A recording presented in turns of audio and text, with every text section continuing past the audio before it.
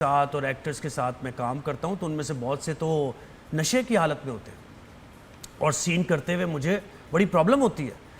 तो उन्होंने कहा कि मुझे फिर कॉल भी आई उन डायरेक्टर की कि क्योंकि मैं एक प्रोजेक्ट करता हूँ तो मुझे वहाँ से फिर कॉल आई कि सर आप ये किसकी बात कर रहे हैं। तो मैंने कहा कि देख लें आप, मैं किसी, तो उन्होंने कहा अच्छा हम देखते हैं इस मामले को और ये वो ना।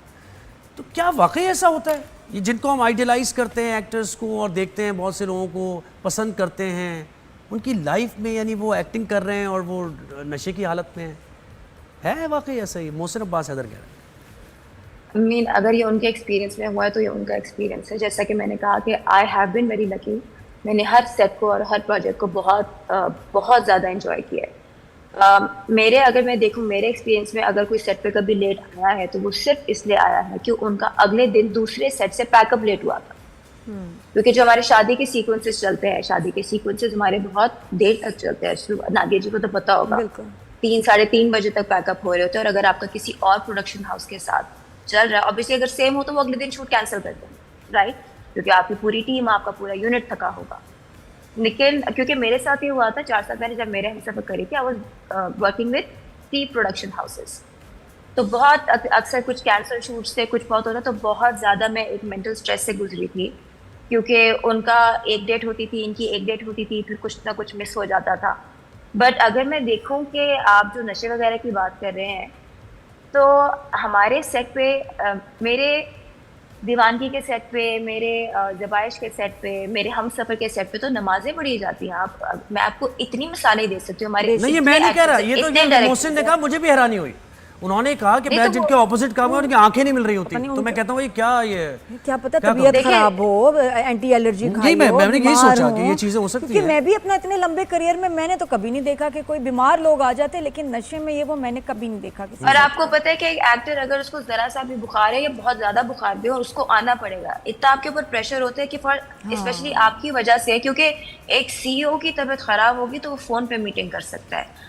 हम फोन पे एक्टिंग करके नहीं दे सकते, हमारी शक्ल कोई वो नहीं कर सकता ना चेंज, स्पेशली अगर सबके साथ सीन्स हैं।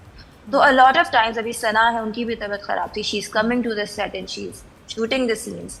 अक्सर मेरी तबीयत खराब होती है। और सबसे बड़ा मसला ये होता है कि अगर आपका कोई घर की तरफ से कोई स्ट्रेस चल रहा है, तो आपने अच्छा भी दिखना है और आपने हर डिफरेंट मूड में जाना है। अगर आप खुश हैं तो आपने गुस्से वाले मूड में भी जाना है, अगर आप गुस्से में हैं तो आपने खुशी का सीन भी करना है और आपने रोमांटिक सीन भी करना है। तो वो जो इमोशनल रोलर कोस्टर होती है as an actor, it's very taxing. तो मैंने अपनी एक्सपीरियंसेस में कभी ये नहीं देखा। अच्छा, ये ड्रामा हो गया है, खत्म हो गई, कब कितने अरसे से शूट हो रहा था और कितने एपिसोड्स हैं? देखिए, मैंने तो ये ज्वाइन किया था फरवरी में। अच्छा। और अभी भी हम साथ इसका शूट कर रहे हैं। कासिम का एक बहुत ही क्रिएटिव प्रोसेस होता है जिसको लेके हम चलते हैं। अच्छा, अभी काफी रहता है। सना के बारे में कोई मजे की बात बताओ, और फरहान के बारे में और हारिस के बारे में। फरहान, हारिस की मजे की बात ये है कि वो बस मेरा बहुत लेम सेंस ऑफ ह्यूमर है और मुझे आज तक मेरी इंडस्ट्री में कोई नहीं मिला जिसने मेरा लेम सेंस ऑफ ह्यूमर एंजॉय किया हो। तो हारिस जो है वो बकायदा होमवर्क करके आता है और वो कहता है कि सर मेरे पास भी एक लेम जोक है, तुमने सुनना है। तो दैट्स दैट। उसके अलावा जो फरहान है, फरहान और कासिम की दोस्ती इतनी मजे की है कि अगर आप उनके पास जाके बैठ जाओ, कुछ भी ना बोले ना, आपको एंटरटेनमेंट मिलती जाएगी। उनकी जो एक दूसरे की रोस्टिंग चल रही होती है और एक जुगतबाजी चल रही होती है, वो सीरियस बात आप उन्हें बता रहे हो, उसके अंदर से ऐसा मजाक निकाल लेते हैं कि मैं उन दोनों को एंटी। और सना जावेद क्या सीरियस ही हैं मजाक? और उसकी कोई आदत बताओ मजे की, मुझे बड़ी प्यारी लगती है।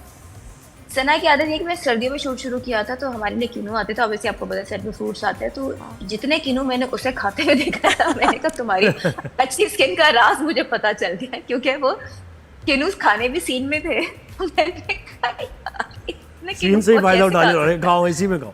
अच्छा जोया, मुझे एक चीज़ बताइए। आप जाहिर है जब यंग लड़के लड़कियां होते हैं तो एक दूसरे से अटैचमेंट होती है लोगों को, या फिर इसी तरह होता है ना कि आपकी अंडरस्टैंडिंग हो जाती है और फिर आप ज़िंदगी साथ गुजारने के वो।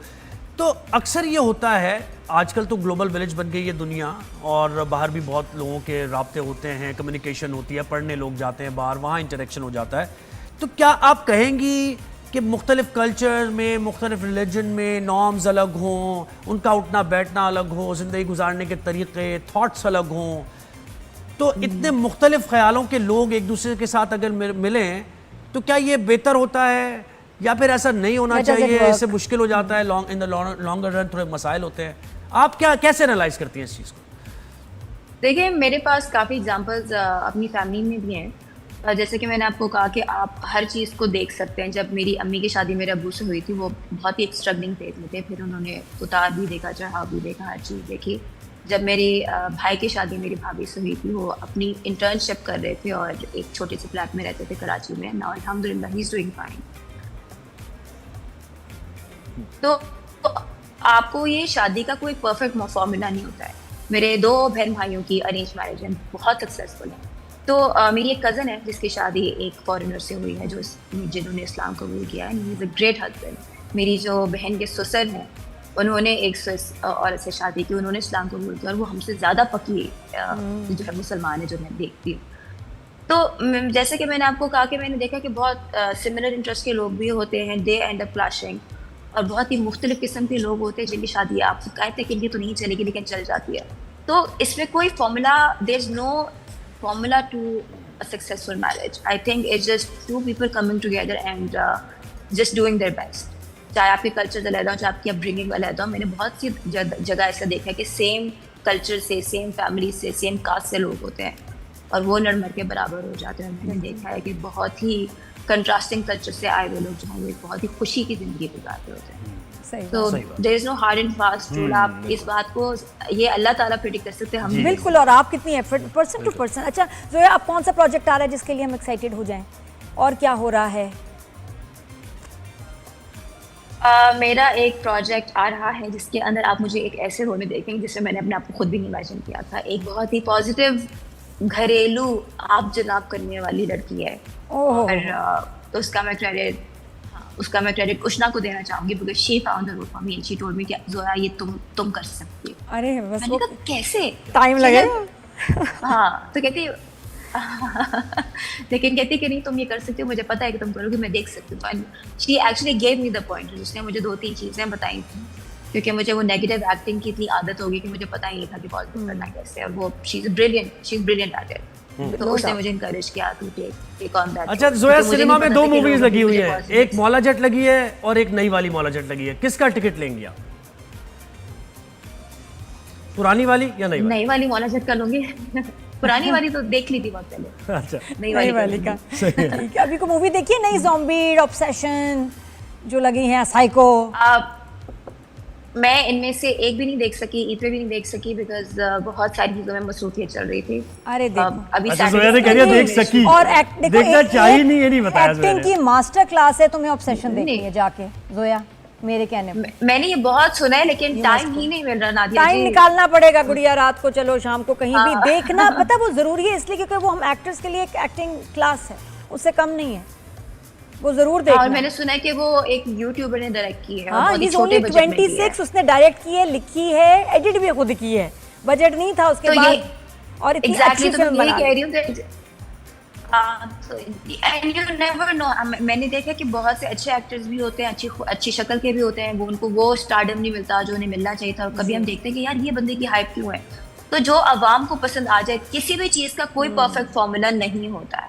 It's just what's written for you. आप अपने यू डू योर बेस्ट, आगे आपको। Thank you so much Zoya Nasir, बहुत शुक्रिया। All the best for Zoya से एक बात और करनी थी। जोया, ये एसिड विक्टिम्स जो हैं और बहुत ज़्यादा ख़वातीन इसका शिकार होती हैं, और अभी ये एक एमएनए है बलूचिस्तान से उन्होंने इसके खिलाफ उन्होंने कहा कि सजाए मौत होनी चाहिए। बेशक, और हम भी जो हैं इस पे कैंपेन कर रहे हैं, ये बैन करना चाहिए हर जगह इसकी खरीदो फरोख्त तेजाब की, एसिड की।